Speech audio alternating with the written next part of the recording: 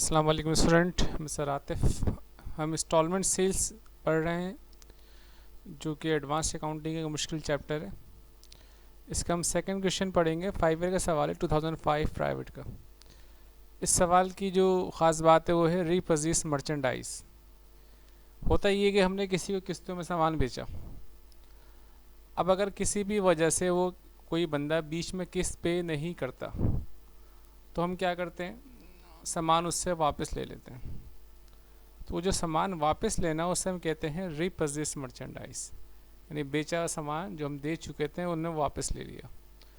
और जब वापस ले लिया है तो जाहिर सी बात है उसमें कैलकुलेट करेंगे कि हमें रीपरचेज करने में फ़ायदा हुआ या नुकसान हुआ।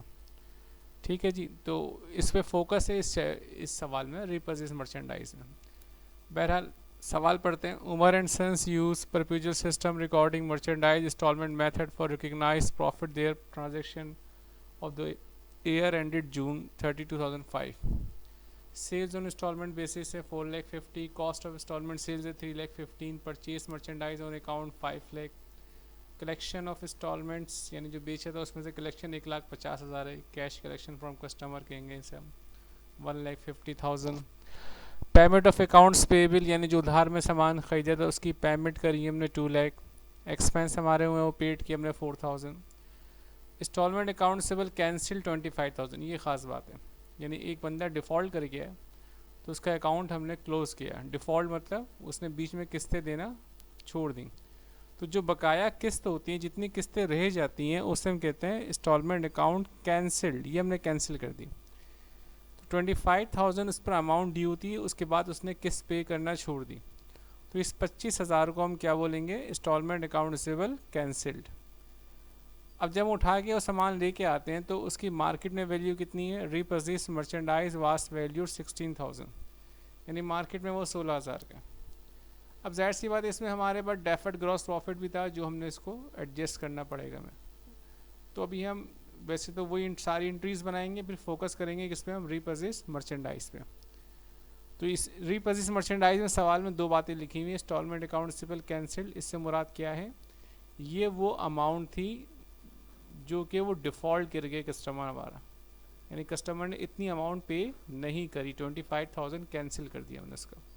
और जो माल उठा कर लेकर आए हैं, लेट्स सपोज फ्रिज लेके आ गए मुझसे, तो वो फ्रिज अभी फ़िलहाल मार्केट में कितने का सेल हो सकता है, वो 16,000 का हो सकता है।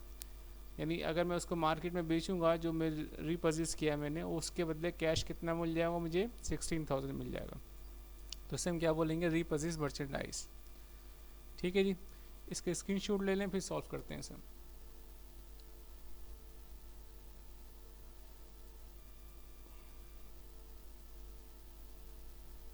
आई होप कि आपने इसका स्क्रीनशॉट ले लिया होगा। आगे चलते हैं। तो पहले वही कंपटीशन होंगी कुछ, competition for deferred gross profit. अच्छा, इस सवाल में मुझे कॉस्ट ऑफ गुड्स सोल्ड निकालने की ज़रूरत नहीं है, कॉस्ट ऑफ इंस्टॉलमेंट सेल उसने निकाल के दिया हुआ 3,15,000, ये देख रहे हैं आप। तो मुझे कॉस्ट ऑफ इंस्टॉलमेंट सेल्स निकालने की ज़रूरत नहीं, तो डायरेक्ट मैं क्या निकालूंगा, deferred gross profit. Deferred gross profit का फार्मूला क्या होता है, सबसे पहले हम लिखते हैं इंस्टॉलमेंट सेल्स, ये मैं बता चुका हूँ लास्ट टाइम आपको। इंस्टॉलमेंट सेल्स हमारे पास कितनी गिवन है, 4,50,000, यानी इतने की हमने सेल्स करी है 4,50,000 की। उसमें कॉस्ट कितनी थी हमारी,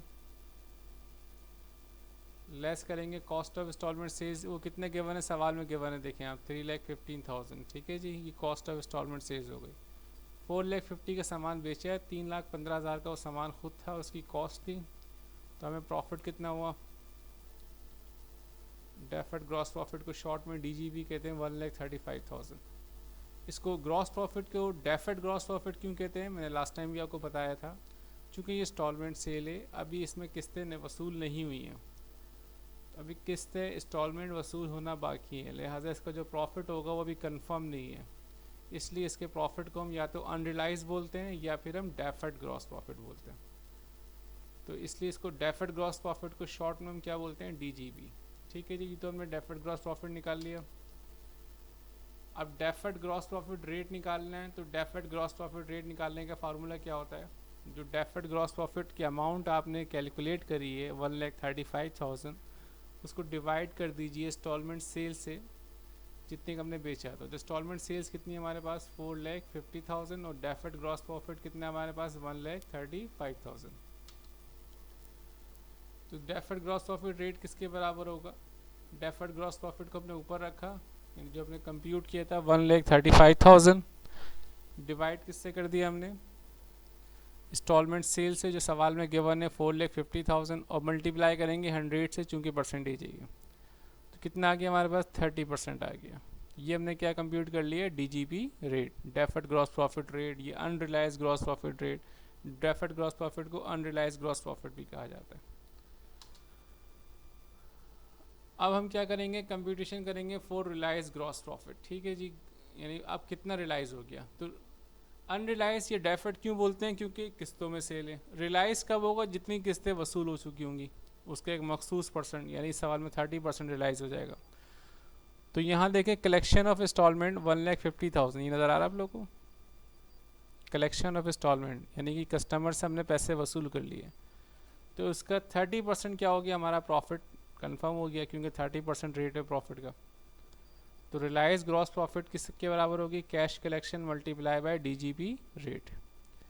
कैश कलेक्शन सवाल में गिवन है 1,50,000 और DGP रेट हमने कंप्यूट कर लिया 30%।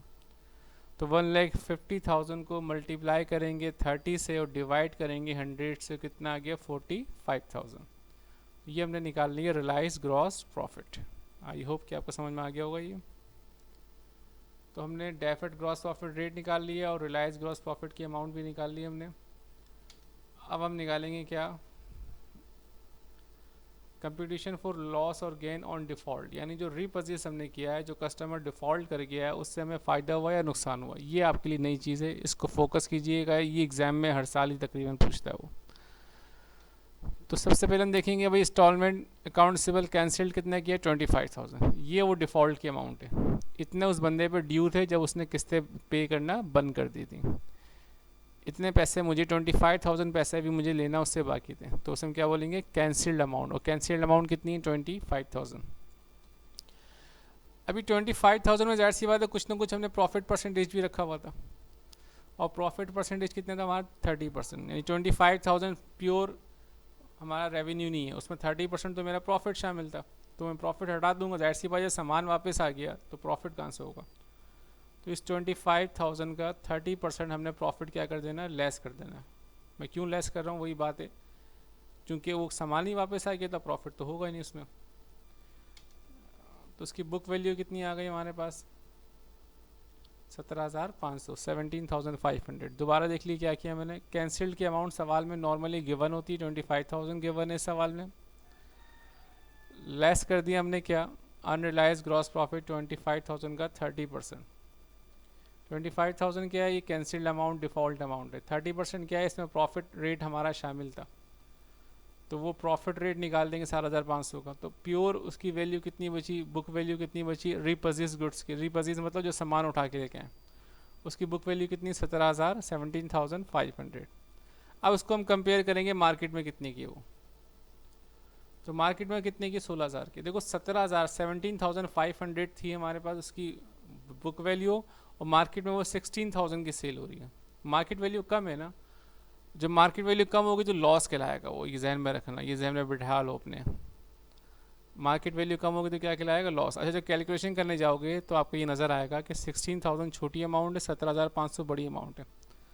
चूँकि मैं कंपेयर कर रहा हूँ इसलिए कंपेयर करते वक्त मैं ये देखूँगा कि मार्केट वैल्यू कम है या ज़्यादा है। ये सिर्फ सिंपल मैथमेटिक्स नहीं है, थोड़ी सी अकाउंटिंग कॉन्सेप्ट भी लगाया कि उस सामान को जो मैं लेके आया उसकी बुक वैल्यू कितनी 17,500, हमारे हिसाब से हमारे रिकॉर्ड के मुताबिक 17,500 की इसकी वैल्यू है, लेकिन मार्केट में वो कितने का सेल होगा, वो 16,000 का। तो इसका मतलब मार्केट वैल्यू उसकी कम है, तो हम क्या बोलेंगे इसे लॉस ऑन रिपर्चेज गुड्स। ये कंपटीशन हो गई किसकी, हमारी कंपटीशन फॉर लॉस और गेन ऑन डिफ़ॉल्ट। दोबारा सुन लीजिए क्या किया मैंने, जितना उस बंदे ने अमाउंट उस पर ड्यू था उसे हम बोलते हैं कैंसिल्ड अमाउंट। ये 25,000 वो अमाउंट है जो उसको देने थे पर उसने नहीं दिए। उस 25,000 से हम माइनस कर देंगे जो हमारा प्रॉफिट था। ज़ाहिर सी बात है जब हमारे पास सामान ही वापस आ गया तो प्रॉफिट भी कहाँ बचेगा। तो 25,000 को हमने 30% माइनस कर दिया तो 7,500 अमाउंट आ गई। उस 25 में से 17,500 प्रॉफिट निकाल दिया, तो उसकी एक्चुअल बुक वैल्यू कितनी आ गई 17,500, जबकि मार्केट में कितने का 16,000 का। देखें रिक्वायर्ड से ऊपर लिखा हुआ है ये, रिपर्चेस मर्चेंडाइज वाज वैल्यूड 16,000। अब इसको अगर आप देखोगे तो आंसर प्लस में आएगा, लेकिन कॉन्सेप्चुअली सोचो आप कि बुक वैल्यू कितनी 17,500 है, जबकि मार्केट में वो कितने का 16,000। तो अगर मार्केट वैल्यू ज़्यादा होगी तो प्रॉफिट होगा, और अगर मार्केट वैल्यू कम होगी तो क्या होगा, लॉस ऑन रिपर्चेस होगा। यहाँ मार्केट वैल्यू कम है इसलिए हम क्या बोलेंगे इसे, लॉस ऑन रिपर्चेस गुड्स। इसके स्क्रीनशॉट ले लें, बहुत इंपॉर्टेंट है ये।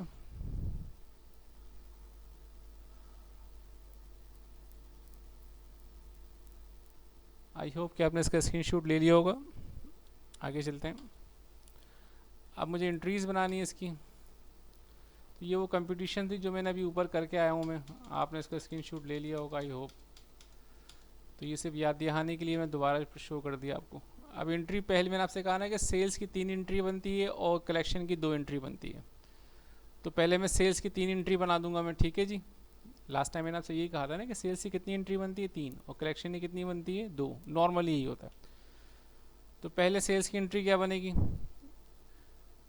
सेल्स की एंट्री नॉर्मली क्या होती है, account receivable debit sales credit, लेकिन चूंकि यहाँ इंस्टॉलमेंट की बात हो रही है लिहाजा हम पूरा लिखेंगे इंस्टॉलमेंट अकाउंट रिसीवेबल डेबिट और इंस्टॉलमेंट सेल्स क्रेडिट। तो यहाँ इंस्टॉलमेंट सेल्स देखें 4,50,000 क्वेश्चन में भी गिवन था, तो 4,50,000 सिंपल बन गई सेल्स की एंट्री, ठीक है जी। उसके बाद सेकंड एंट्री बनती है कॉस्ट ऑफ इंस्टॉलमेंट सेल्स की। कॉस्ट ऑफ इंस्टॉलमेंट सेल्स या कॉस्ट ऑफ गुड्स सोल्ड को हम क्या करते हैं, डेबिट करते हैं,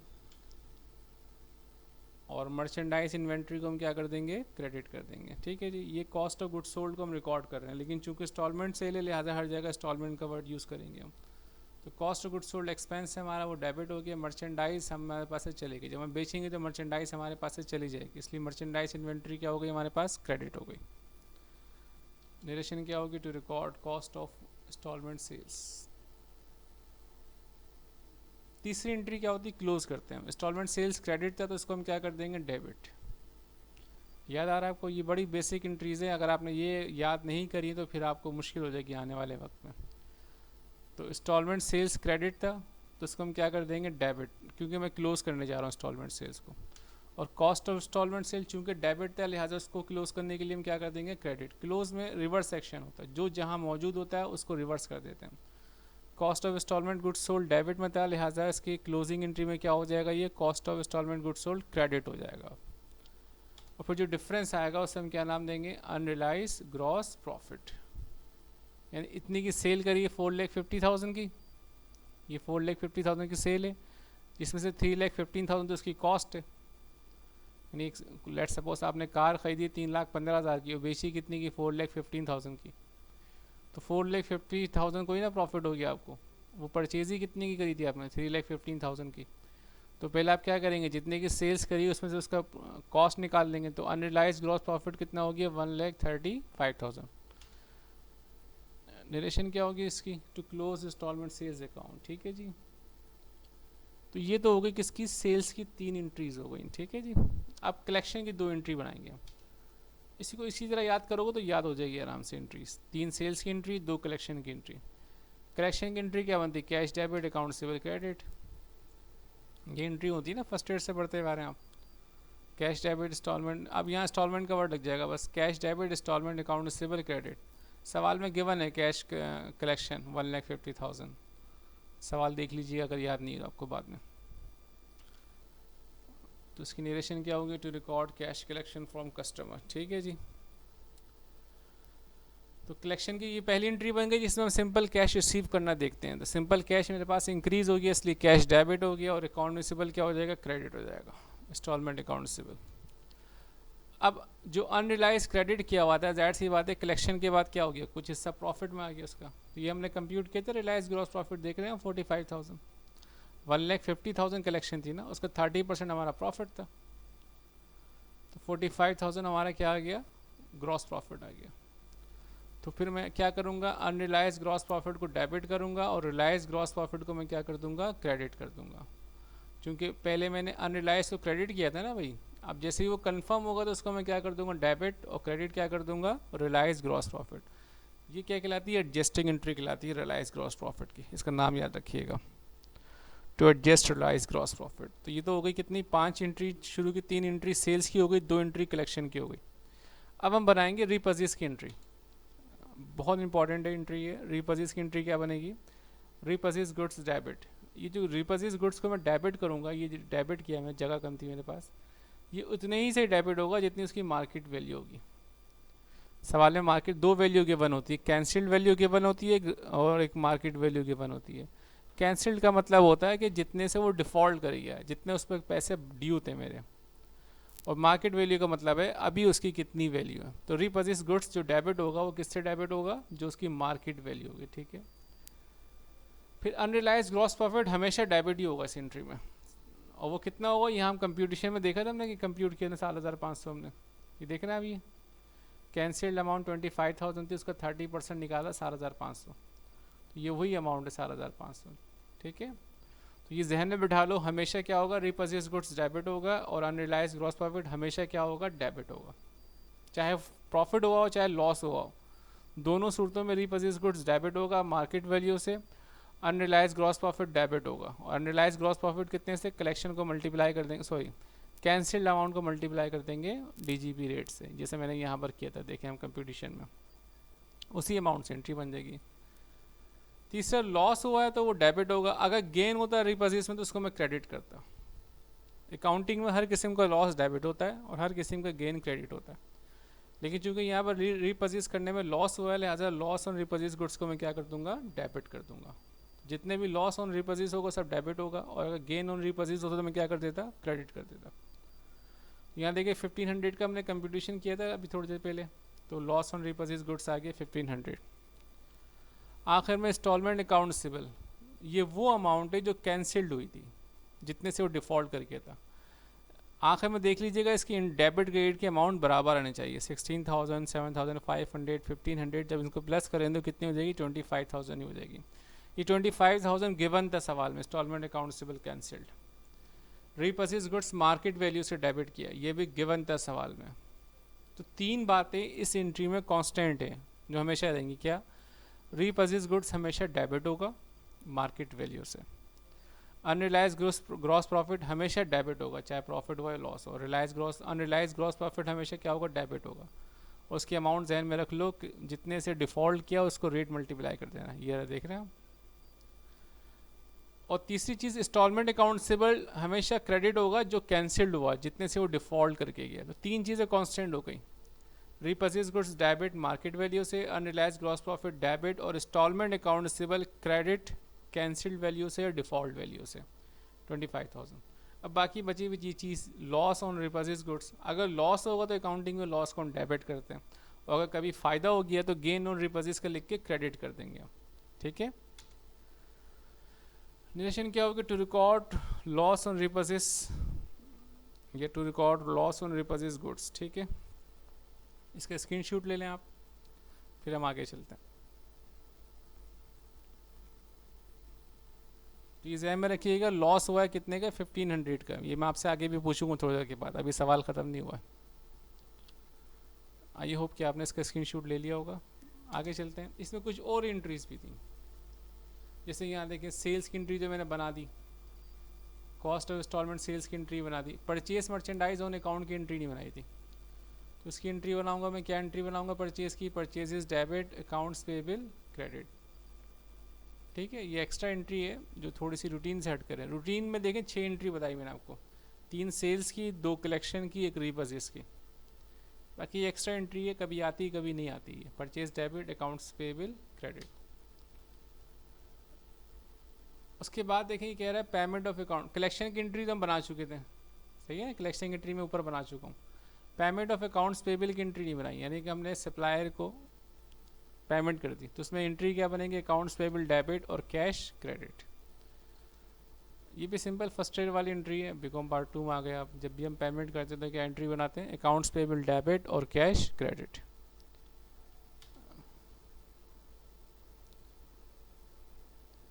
और एक और दिया हुआ इसने, एक्सपेंस पेड 4000, तो इंस्टॉलमेंट एक्सपेंस डेबिट होगा। देखें ना, अभी कुछ खर्चे हुए, अखराजात हुए होंगे उसके 4000 के, उसने पे किए। तो हम एंट्री क्या बनेंगे? एक्सपेंस डेबिट और कैश क्रेडिट, एक्सपेंस डेबिट और कैश क्रेडिट। लेकिन चूंकि इंस्टॉलमेंट सेल का चैप्टर है लिहाजा सिर्फ एक्सपेंस लिखने के साथ साथ हम क्या लगा देंगे, इंस्टॉलमेंट एक्सपेंस डेबिट और कैश क्रेडिट। अब ये आखिरी फाइनल एंट्री, फाइनल एंट्री याद है जिसमें हम रिलायंस ग्रॉस प्रॉफिट को डेबिट करते थे, प्रॉफिट एंड लॉस अकाउंट को क्रेडिट करते थे।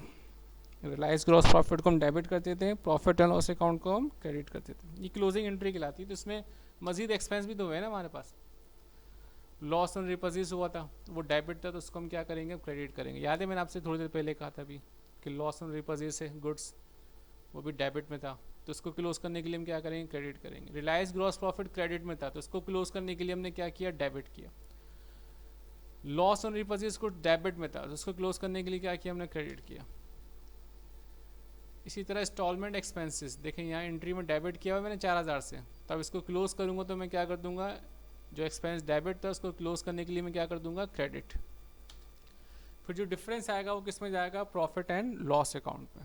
यानी 45,000 से मैंने 1500 और 4000 को हटा दिया, माइनस कर दिया, तो कितनी अमाउंट बची, 39,500।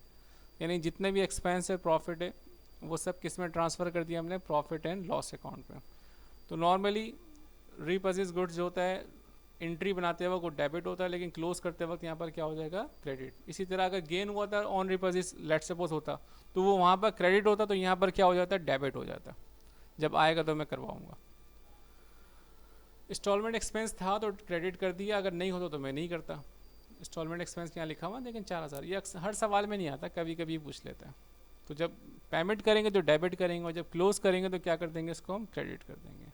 ये 39,500 कहाँ से आया, 45 में से इन दोनों को क्रेडिट को माइनस कर दिया। इसका स्क्रीनशॉट ले लें आप।